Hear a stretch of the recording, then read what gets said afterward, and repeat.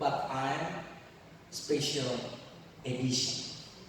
Saya bukan orang yang sempurna, tapi saya orang yang diciptakan dengan special edisi. Edisi spesial bicara tentang saya unik, nggak ada duanya.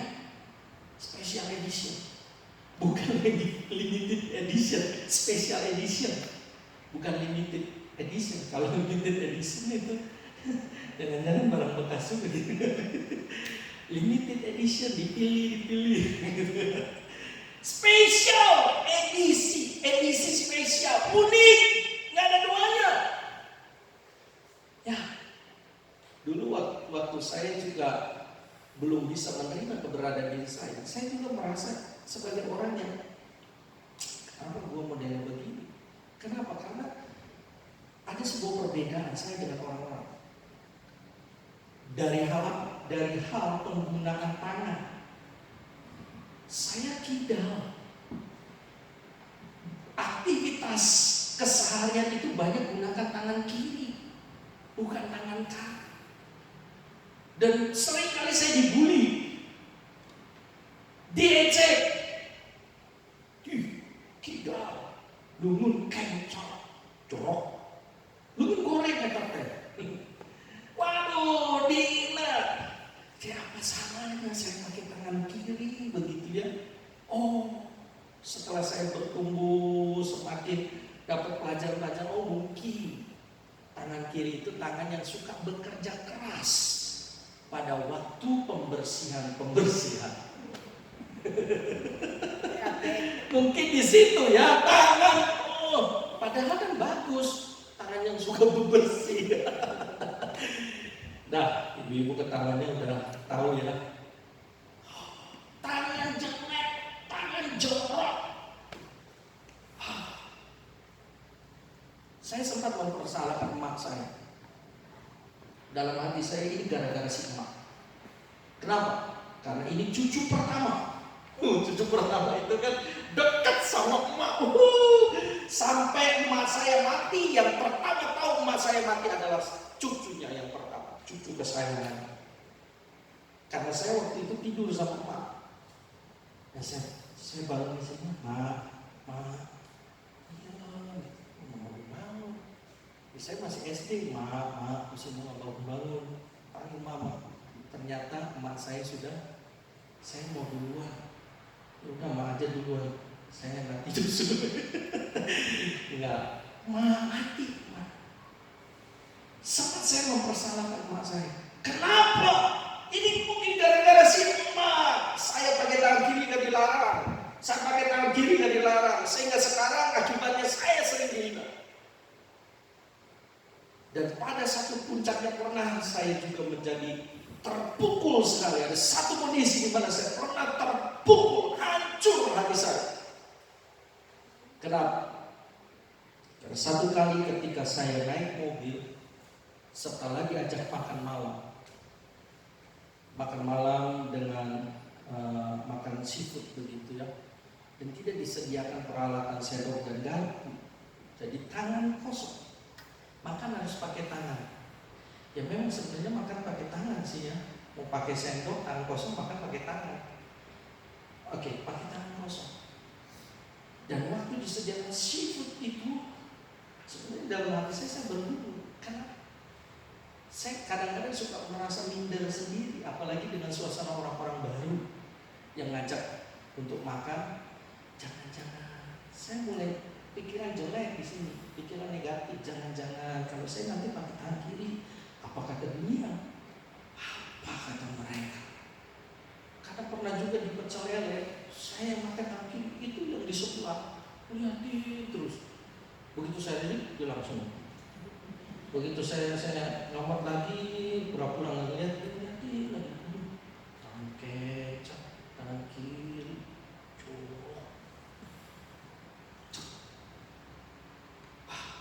Makanya ketika makan dengan tangan kosong, makan di Hoka bento, wah itu berbunga. Pertama kali juga pakai sumpit, makan nasi pakai sumpit. Waktu pertama itu susah nyumpitnya nasi gimana gitu kan. Masa harus makan nasi sebiji, sebutir, bayangkan kok.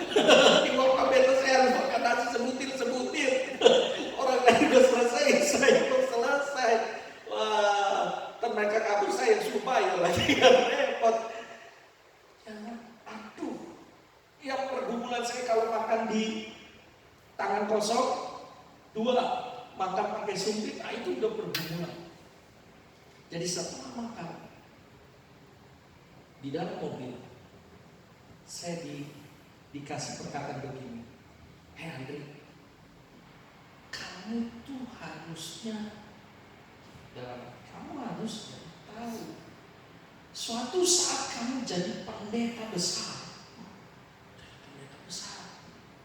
Jadi ibu-ibu, saya udah jadi pendeta besar tuh. Udah perutnya.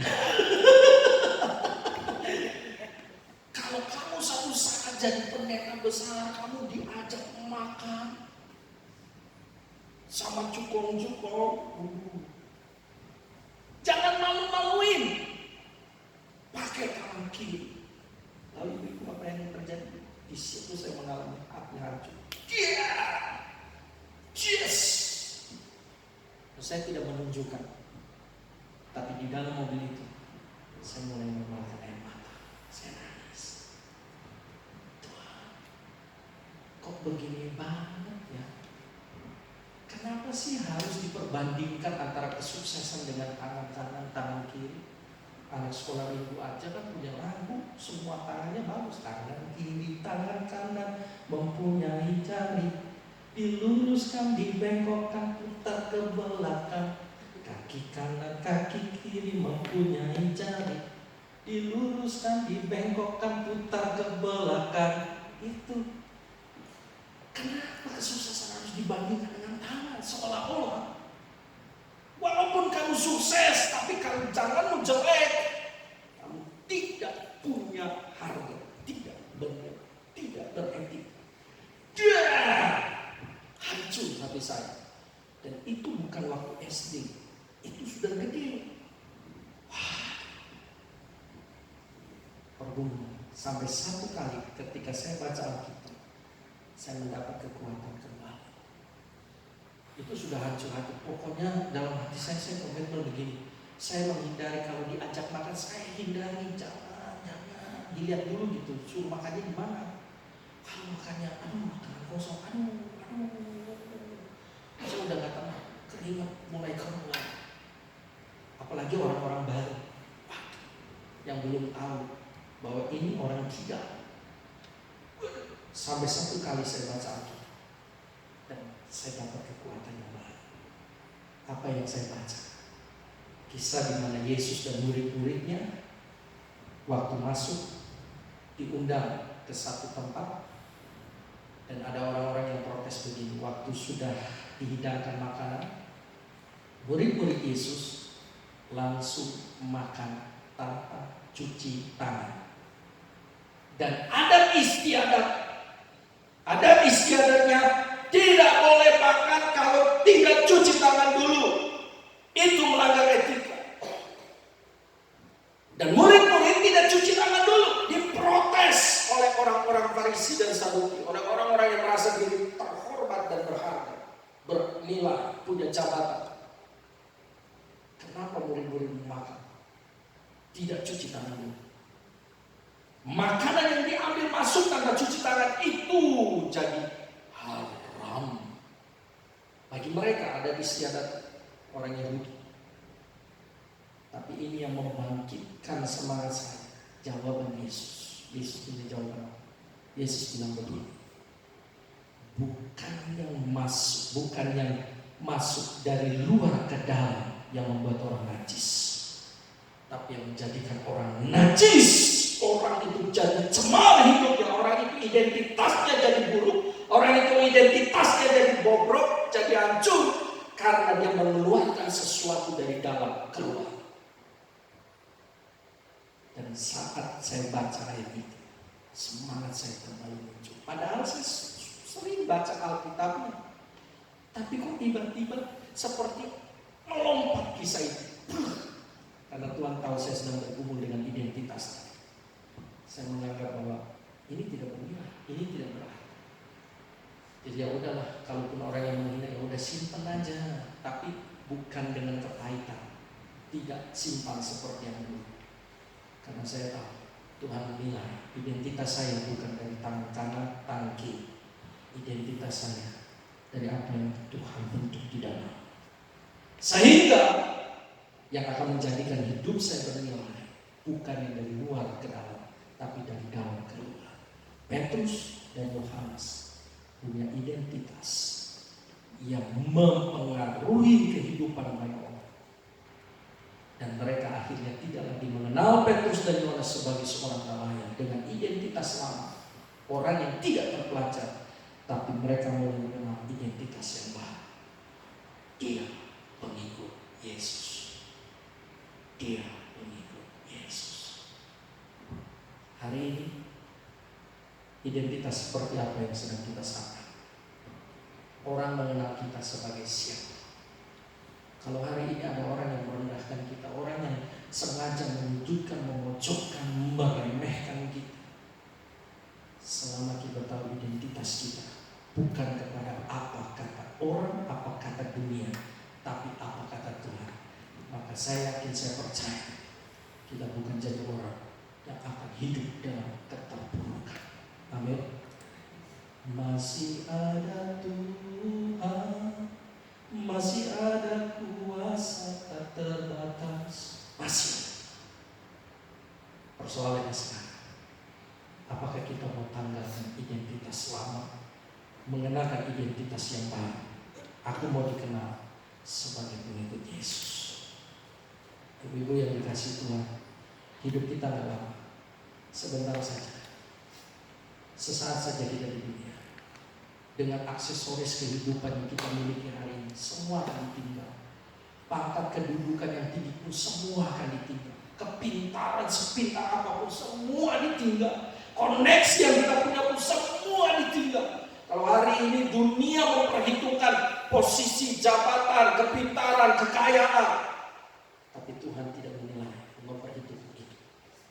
Yang Dia mau tahu, kita mau jadi apa? Kita mau jadi di mata Tuhan.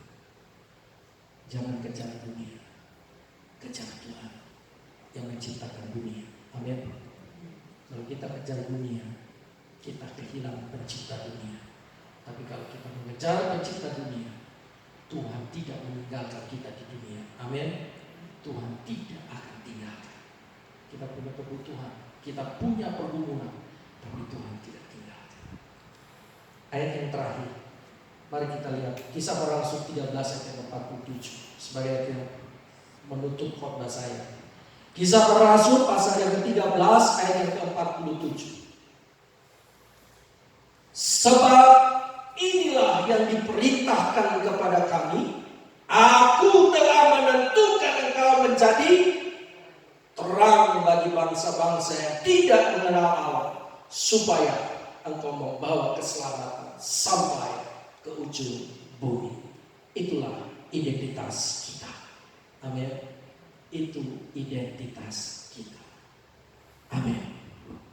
Haleluya. Kita dipanggil untuk jadi terang. Kita dipanggil untuk jadi duta kerajaan, perwakilan Tuhan di atas muka bumi. Bawa hidup kita kepada Tuhan. Haleluya. Mari kita bangkit bersama-sama. Syukur bagi Tuhan. Malam hari ini ambil sikap dalam doa. Saat-saat di mana Tuhan masih memberikan kesempatan untuk kita menjalani kehidupan, ada sesuatu yang Tuhan tempatkan dalam diri kita. Betul, kita bukan orang sempurna, karena setiap manusia punya kekurangan, kelemahan, dan keterbatasan. Tetapi setiap kita diciptakan secara spesial di mata Tuhan, dalam kesempurnaan karya Tuhan. Sebab Alkitab berkata, ketika menciptakan manusia, aku menjadikannya serupa dan segambar dengan Dia. Cintai Tuhan, cintai Dia selama kita hidup, biar kita akan dikenal sebagai pengikut Kristus, pengikut Yesus. Haleluya. Bapa yang baik, malam hari ini kami sudah terima kebenaran firman. Engkau yang menilik setiap hati kami dalam keberadaan kami hari ini. Ketika kami berhadapan dengan banyak hal di atas muka bumi. Ada orang-orang, ada situasi, ada saat-saat di mana kami tersudut, kami terancam, kami merasa berat menghadapi kehidupan ini. Sebab orang memandang identitas kami secara salah.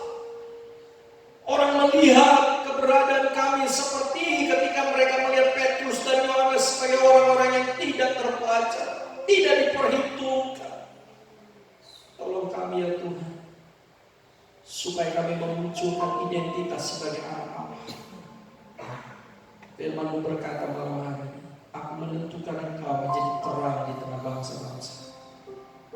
Tuhan beri kami kesanggupan. Tuntun setiap kami.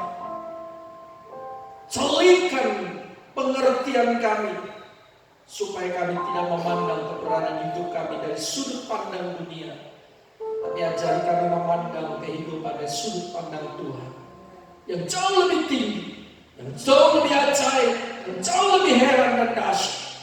Jadi pada setiap kami, sehingga kami tidak hidup berdasarkan apa kata orang, tapi kami menjalani hidup apa kata Tuhan.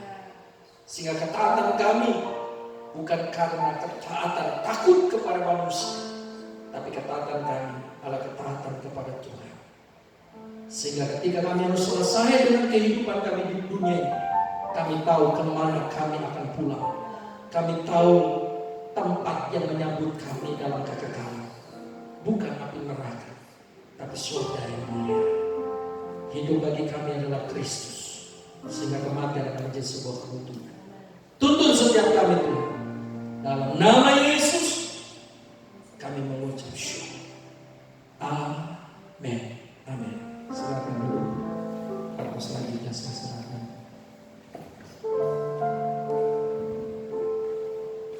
Ya, puji Tuhan, kita sudah